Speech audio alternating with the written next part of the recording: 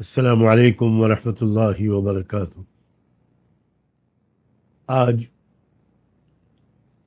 ایک ویڈیو نظر سے گزرا، اس وقت سے دل بہت غمگین ہے۔ اس ویڈیو کے ذریعے یہ خبر موصول ہوئی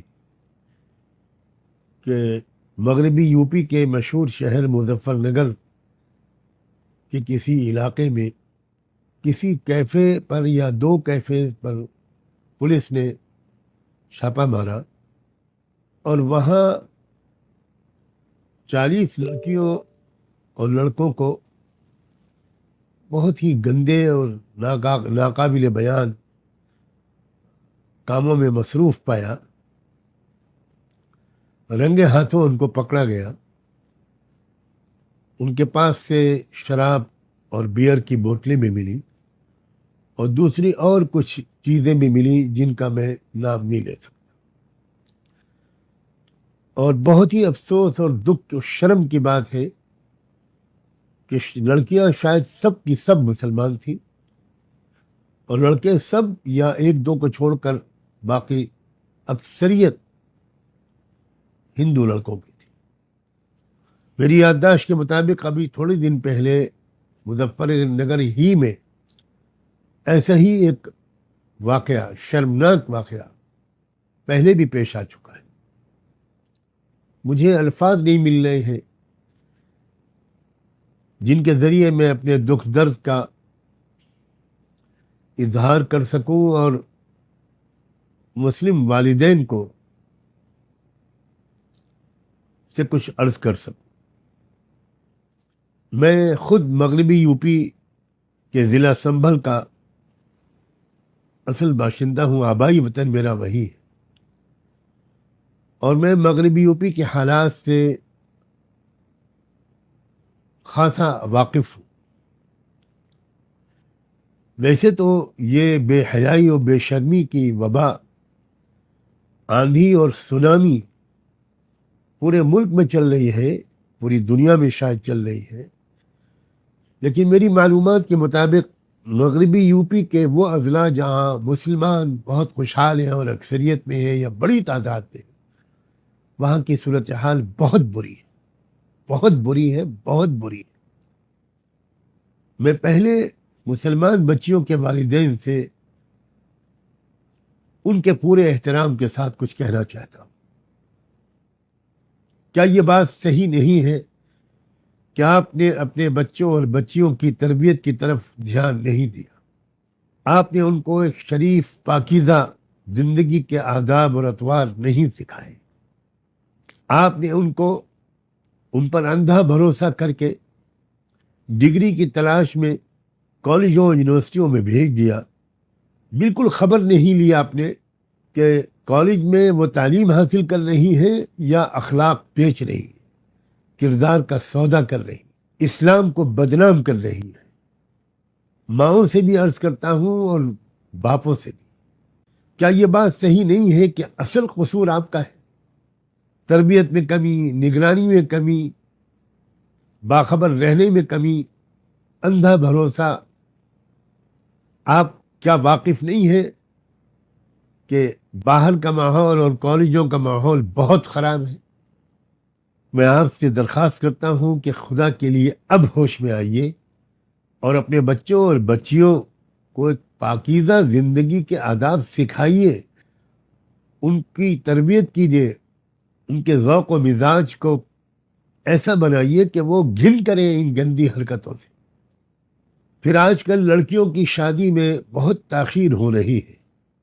زیادہ سے زیادہ آپ لڑکیوں کو پڑھاتے ہیں، پھر ان کے میچ کرنے والے لڑکے نہیں ملتے مسلم معاشرے میں، دیر پہ دیر ہوتی چلی جاتی ہے۔ اور اب یہ پرانا زمانہ نہیں ہے جب لڑکیاں بھولی بھالی رہتی تھی۔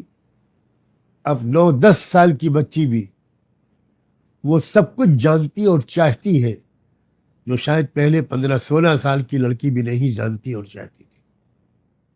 اس سے زیادہ مجھے نہ کہنا پڑے تو اچھا ہے۔ اللہ کے واسطے شادیوں میں جلدی کیجیے. کتنی معیوب بات ہے. جو لڑکیاں گرفتار کی گئی ہیں آج ان کے ماں باپ کی کیا حالت ہوگی, آج ان کے رشتہ داروں کی کیا حالت ہوگی. کیا کہیں منہ دکھانے کے لائق آپ رہ گئے ہوں گے؟ اب میں ان بچیوں سے خود براہ راست کچھ کہنا چاہتا ہوں. میری بچیوں، تم میں سے کسی کا نام عائشہ ہوگا، فاطمہ ہوگا، خدیجہ ہوگا، کسی کا نام زینب ہوگا، کلثوم ہوگا، رقیہ ہوگا. تم جانتی ہو یہ کیسی عظیم عورتوں کے نام تھے؟ تم جانتی ہو تو تم کس رسول پاک کی امتی ہو؟ میری بچیوں، تم مسلمان ہو، اسلامی تہذیب پر عمل کرو.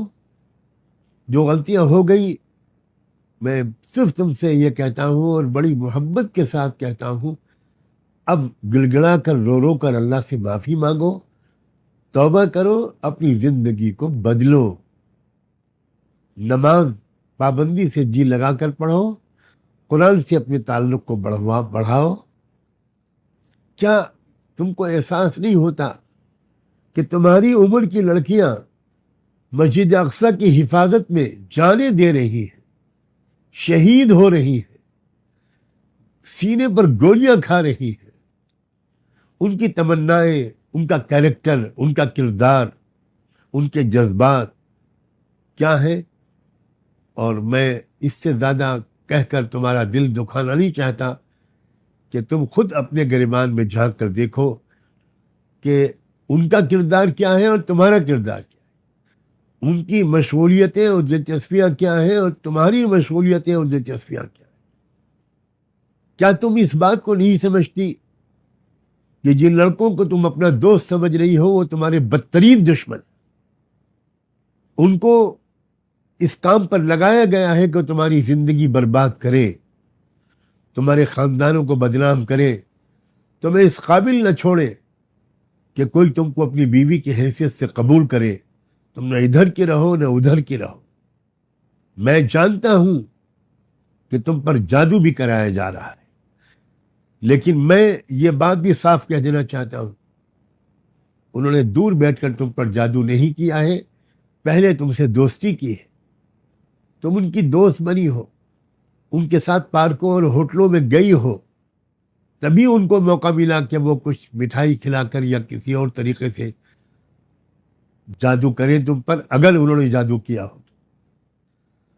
اور میں ان ہندو لڑکوں سے بھی کچھ کہنا چاہتا ہوں، حالانکہ مجھے شک ہے کہ میری یہ بات ان تک پہنچ پائے گی. میرے نوجوان بچوں، تم بھی بھارت کے ناگرک ہو، اور مجھے بھی اس بات پر گورو ہے، فخر ہے کہ میں بھی اسی بھارت کی مٹی میں پیدا ہوا ہوں.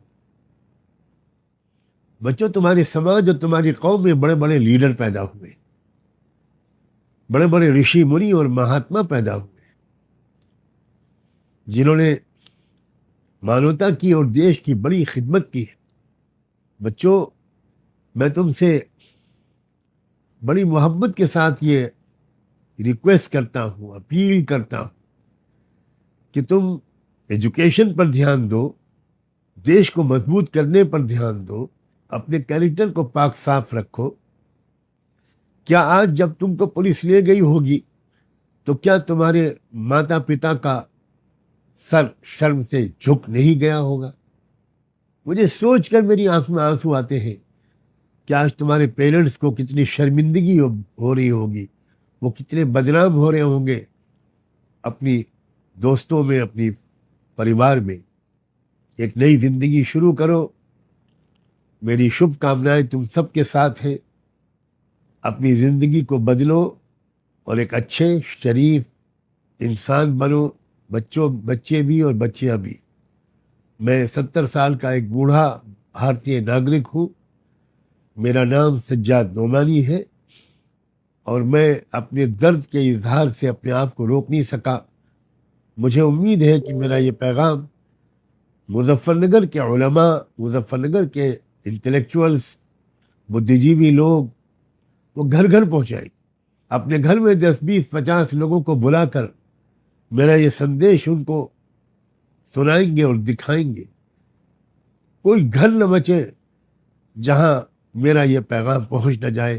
آپ سب کا بہت بہت شکریہ. خدا حافظ.